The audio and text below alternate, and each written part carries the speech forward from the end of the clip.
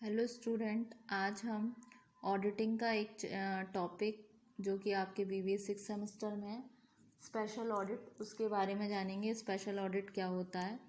तो audit of books of educational institutions that that are, जैसे कि हो गई आपकी schools, colleges, universities etcetera, is known as audit of educational institution. जो ऑडिट होता है बुक्स ऑफ एजुकेशन इंस्टीट्यूशन का, जैसे कि आपका स्कूल हो गया, कॉलेजेस हो गए, आपकी यूनिवर्सिटीज़ हो गई, ये क्या जानी जाती है, इसको बोलते हैं ऑडिट ऑफ एजुकेशनल इंस्टीट्यूशन। तो this type of auditing comes under the category of special audit. तो इस तरीके की ऑडिटिंग जो होती है वो किस कैटेगरी के अंडर आती है? आपकी स्पेशल ऑडिट। तो जितना भी ऑडिटिंग होगा रिलेटेड टू आपके स्कूल्स, कॉलेजेस और यूनिवर्सिटी के, वो क्या कहलाई जाएगी? आपकी स्पेशल ऑडिटेड। ठीक है। तो generally the procedure for auditing is same like other auditing. तो जो प्रोसीजर है ऑडिटिंग का वो भी सेम ही रहता है अदर ऑडिट का भी। इवन ऑडिटर को ज़रूरत होती है फॉलो करने की और अदर स्टेप। तो जब ऑडिटिंग होती है इस तरीके के इंस्टीट्यूशन की, तो ऑडिटर को अपने माइंड में कुछ फैक्ट्स रखने होते हैं जो कि इस प्रकार हैं। इसको मैंने पॉइंट्स में लिखा है, तो इसको मैंने पॉइंट्स में लिखा है, इसका मैं आपको डिस्क्रिप्शन बताऊंगी। ठीक है। फर्स्ट क्या हो गया आपका है प्रिलिमिनरी वर्क, सेकंड है आपका audit of sources of income, third है आपका ऑडिट ऑफ एक्सपेंडिचर, देन है आपका एसेट्स, फिर है आपका लाइबिलिटीज। अब फर्स्ट हेड पे आते हैं जो कि है प्रिलिमिनरी वर्क। प्रिलिमिनरी वर्क क्या है? तो ऑडिटर को should try to obtain knowledge about the institution in audit. तो ऑडिटर को ट्राई करना चाहिए नॉलेज ऑब्टेन करने की अबाउट द इंस्टीट्यूशन। ठीक है। तो इसमें आएगा कि उसको क्या स्टडी करनी चाहिए, जो लॉ होते हैं रिलेटेड टू देयर फॉर्मेशन, कि कब ये संस्था स्थापित हुई उसके निर्माण से संबंधित सारे लॉ से रिलेटिंग सारी चीज़ें। तो universities are established by the special act. जितनी भी यूनिवर्सिटीज़ होती हैं वो एस्टेब्लिश्ड होती हैं special acts of the parliament, या फिर कहूँ तो लेजिस्लेटिव असेंबली। तो in the same way school and colleges are established by the societies registration act. ठीक है। तो इस तरीके की चीज़ें भी ध्यान होनी ज़रूरी हैं। फिर उसको एग्जामिन करना चाहिए लिस्ट मतलब minutes of the meetings of the managing committee, है ना। तो इस तरीके की भी उसको फैक्ट को उसको अपने माइंड में रखना चाहिए। फिर आता है उसका कि उसको एक ऑब्टेन करनी चाहिए list of books of account जो मेंटेन्ड होती है इंस्टीट्यूशन के द्वारा, और जो भी पर्सन जो उसको मेंटेन कर रहे हैं वो, है ना। और उसको ऑब्टेन करनी होती है लिस्ट ऑफ पर्सन्स जो ऑथराइज करते हैं फाइनेंशियल ट्रांजेक्शन को। ठीक। और फिर उसको स्टडी करना चाहिए latest audit report, note the nature of observation और क्वालिफिकेशन कंटेंट। ठीक है। उसको स्टडी करना चाहिए और इवेल्युएट करना चाहिए accounting system, internal control, in order to determine the extent of audit procedure to be perform to verify receipts, payments, assets and liabilities. ये तो हो गया उसका प्रिलिमिनरी वर्क। अब आता है audit of sources of income. Sources of income से क्या मतलब है? किन सोर्सेज से पैसा आ रहा है। जैसे कि sources of income of education institutions are fees from student, जो फीस आ रही है स्टूडेंट्स के द्वारा। तो ये ग्रांट कहाँ से होती है? गवर्नमेंट और लोकल अथॉरिटीज़ या फिर यूजीसी। जो यूजीसी आपने वर्ड सुना होगा, यूनिवर्सिटी ग्रांट कमीशन। सब्सक्रिप्शन या फिर कोई डोनेशंस हो गया।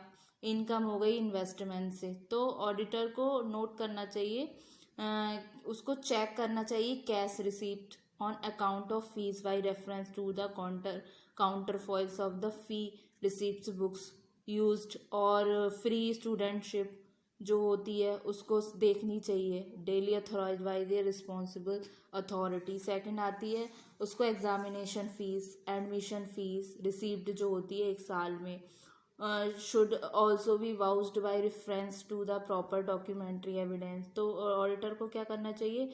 एंश्योर करना चाहिए that all such fees have been properly recorded in the relevant books and register, के जितनी भी फीस है जो रिसीव हो रही है, डॉक्यूमेंट्री जिसका एविडेंस है वो प्रॉपरली रिकॉर्डेड है या नहीं रेलिवेंट बुक्स या रजिस्टर में, ठीक है। फिर आती है आपका उसको फीस वो भी देखनी चाहिए जो अनपेड हुई है, अभी अभी पेड नहीं हुई है, पार्ट ऑफ एकेडमिक ईयर की, ठीक है, और किस में एग्जाम्प्ट की गई है कितनी फीस, और उसको देखना चाहिए कि कितनी फीस पेड इन एडवांस हुई है, और इंस्टीट्यूशन को ग्रांट हुआ है गवर्नमेंट से या लोकल अथॉरिटी से with the help of correspondence. इस तरीके की चीज़ों को ध्यान में रखना चाहिए। फिर आता है ऑडिट ऑफ एक्सपेंडिचर। एक्सपेंडिचर का मतलब उसमें जैसे कैपिटल एक्सपेंडिचर हो गए जो वाउस्ड हो गए यूजुअल मैनर में, इस तरीके की सैलरीज स्टाफ की हैव बीन इंक्रीज हो रही हैं, उसको चेक करना चाहिए रेफरेंस